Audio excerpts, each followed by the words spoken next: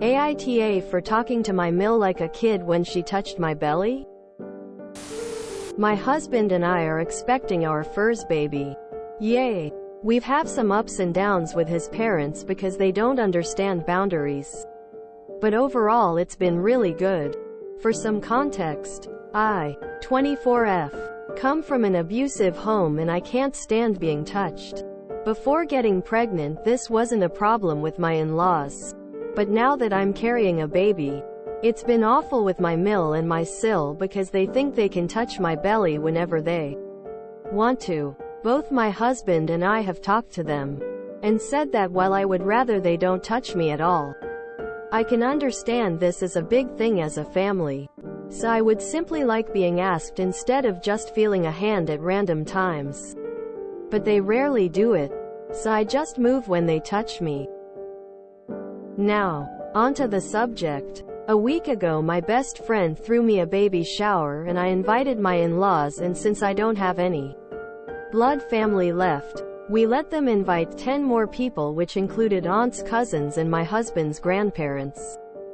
It was an overall lovely moment, but at one time, I was sitting eating cake while my mill talked with my FIL's sister. And while telling her something about the baby, she put her hand in my belly and IDK. I just didn't like it. So I took her hand, removed it and said, "No. No. You know I've told you not to touch without asking first. You know how to ask first. Do you? It's easy." With the most condescending voice I had. Both my mill and my FIL's sister looked at me shocked. And then my FIL's sister laughed, but my mill got red in the face. When it was done, my mill approached me and said that what I did wasn't nice and she just slipped, so I didn't had to treat her like a kid. I just smiled and said that she touching me after being asked a million times not to was a kid behavior, and I just called her out on that. She left, very sad. And when we got home, my Phil called my husband and said he would love for both of us to apologize to each other. But I said no. So he called me an aw. Not touching another person is a thing you do all the time. I won't come see any of you unless you can manage to do something you do every day and something you've done since meeting me. NTA. NTA. Sometimes people don't understand when you ask nicely. My friend grabbed a stranger's boob when the stranger touched her belly. The stranger was shocked and my friend said, "Oh, I thought we were grabbing each other's bodies. My bad." Quote. NTA. I hate being touched. Everyone thinks being pregnant makes you public property. Stand your ground. Enforce your boundaries. And tell her off every time. NTA. I was far more dramatic when I was pregnant. I wore a shirt that said, "You can touch my belly if I can punch your face." NTA. The proper response from your mill would have been, "I'm so sorry. Op. You're right. You've been very clear about this and I let it slip my mind. I'll remember to ask permission before touching you in the future. Please forgive me." There. Done and dusted. But instead, she chose to be offended. NTA. I don't think anyone appreciates being touched without consent, let alone someone with an aversion to being touched in the first place. If someone can't respect your wishes even after being told so many times, they deserve to be called out. Also, being asked to apologize because you both were at fault is infuriating. Especially when you weren't at fault at all. I say talk it out with Mill since she's family, but you weren't in the wrong here. NTA. She has been told multiple times not to touch you without permission. You were nicer than most people would have been. Since the asking part is too difficult for her, I would just completely ban touching altogether. NTA. I am a very physically affectionate person. But even I hated it when people other than my husband would touch my belly without asking. It's just not okay for people to do that. especially when you've made it known time and time again. You did what needed to be done. In my opinion, your in-laws will get over it, but at least you made your point strongly.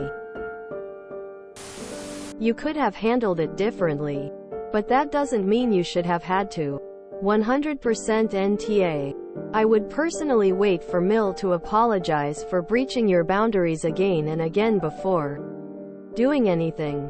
Edit. If she can't even stick to your boundaries with physically touching you, how is she going to be able to follow your wishes in regards to how you raise your child?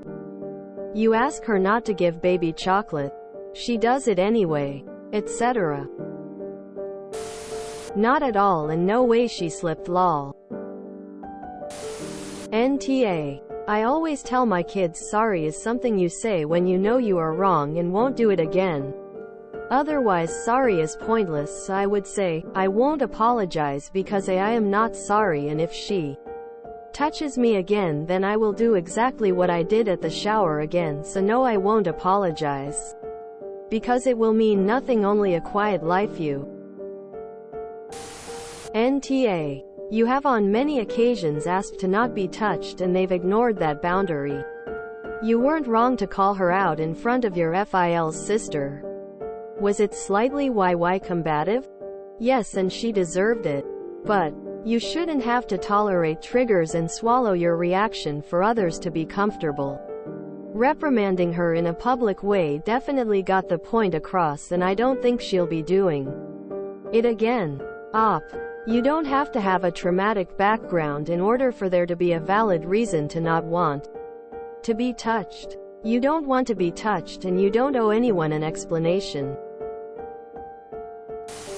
NTA. You did that really well. And when the baby comes, and you give them baby boundaries, they know they had better toe that line. NTA. She knows not to touch you. She didn't just slip, she's just trampling all over your boundaries.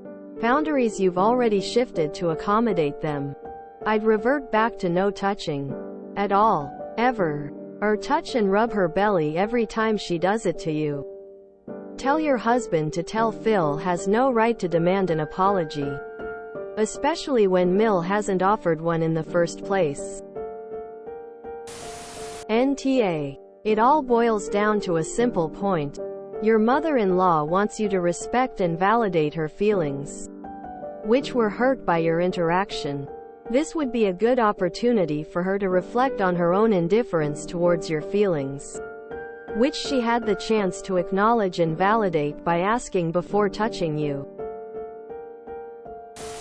NTA. I accidentally elbowed an old man hard in his gut. He came from behind and put both hands on my baby nest. I was in line to the ATM. And he was a silent stranger. Too bad for him that I wasn't dressed in my uniform. He might have not approached me at all had he known I was a soldier at the time. I had to show security my military ID to explain why I reacted so instantly like that. They also told him off for touching a stranger from behind in line to an ATM. Why would I not think he was after my money? Stupid old man. Your Mill is lucky you were so nice. I would be done at that point. NTA. I was dreading that aspect of pregnancy because I'm not comfortable with strangers touching me. Toward the end, I said something to my husband about being pleasantly surprised that no one had tried it.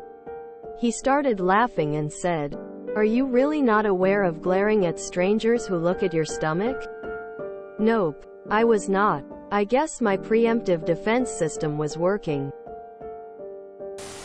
NTA. No one has any right to put their hands on you without permission. Mill failed to adhere to your request many times, so you've now told her in a more memorable way. Good on you for standing up for yourself and calling her out. Keep this same energy and stand firm with your boundaries, or things might get worse when your baby arrives.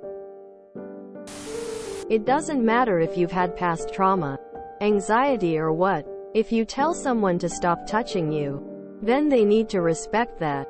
It doesn't seem like they respect you, and you may need to go no contact if the harassment continues. NTA. NTA, she didn't respect a boundary. If you enjoyed this video, please check out our playlists full of similar content. Epic Haircast is like doom scrolling for your ears. Please like, share, and subscribe.